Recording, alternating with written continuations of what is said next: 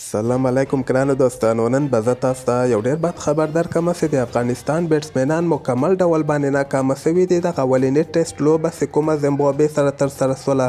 په نن ویډیو کې به زه تاسو ته وایم چې افغانستان څنګه کولی شي یعنې زیمبابوې نه دغه لوبه وګټي، ځکه افغانستان حالت اوس په دغه اولنۍ اننګ کې چې افغانستان بیټنګ ترسره کړ صرف 101 رنز یې وکړل او ټول لوبغاړي افغانستان له لاسه ورکړل. دغلته که موږ د افغانستان بیټسمنان وګورو، په دغه کې عبدالملک 0 رنز کړی ده، ابراهیم زدران بیا 11 رنزه کړي دي، رحمت شاه 6 رنزه کړي دي، منیر احمد 12 رنزه کړي دي، شاهدي صاحب 15 رنزه کړي دي، افسر زازي 13 رنزه کړي دي، اصغر افغان 14 رنزه کړي دي، عامر حمزه بیا لاندې کې ورته 14 رنزه کړي دي. یعنې ټول لوبغاړي اوټ سوي دي، صرف 101 رنزه افغانستان په اولنۍ اننګ کې کړي دي. زیمبابوې بالران که موږ وګورو، مزارباني 4 لوبغاړي اوټ کړي دي، نکوچي 3 اوټ کړي دي او تریپانو بیا 1 لوبغاړی اوټ کړی ده، او سین ویلیمسم او سکندر آزاد دواړو مې یو لوبغاړی اوټ کړی ده.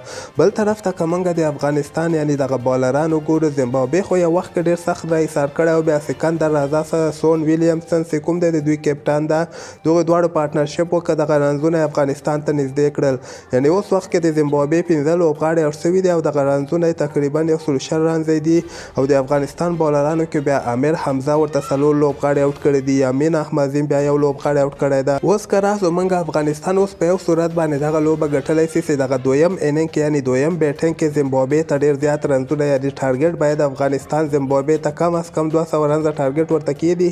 بیا هغه صورت کې افغانستان کولی شي دغه لوبه وګټي.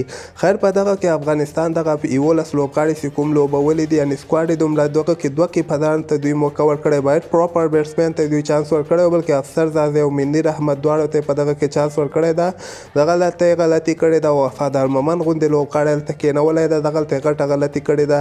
اوس هم افغانستان ته چانس شته د راتلونکي وخت کې دغه ټیسټ لوبه به کېدی شي 2-3 یعنې سبا یا بل ورځ پورې به ختمه شي. که موږ وګورو نن پکې 15 لوبغاړي اوټ شول او سبا ته هم دغسې معلومیږي چې دغه ټیسټ لوبه نتیجه به ډېره زر موږ ته راوځي. خو افغانستان باید دویم بیټنګ کې ډېر زیات رنزونه وکړي، خاص کر حشمت الله شهیدي او رحمت شاه، دغه دواړه افغانستان لپاره ټوله ذمهواري په همدغوی باندې ده، ځکه دا ځوان لوبغاړي نوي دي، دوی ملامت نه دي. او په دغه لوبغاړو کې چې کوم لوبغاړي ته ملاوتیا وړي، هغه کې اصغر افغان د رحمت شاه د حشمت الله شهیدي ده، باید دوی ښه په ذمهوارۍ سره دغه بیټنګ وکړي او دغه ټارګټ زیمبابوې ته ډېر زیات په دویم اننګ کې کېږدي، که نه د افغانستان لاس نه به دغه ټیسټ لوبه ووځي.